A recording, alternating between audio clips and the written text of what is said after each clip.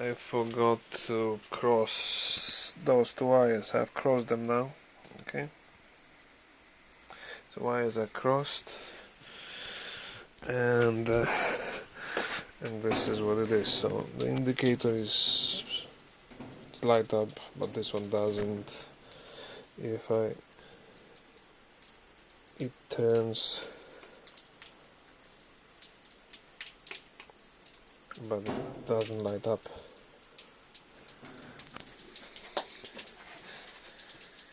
Okay.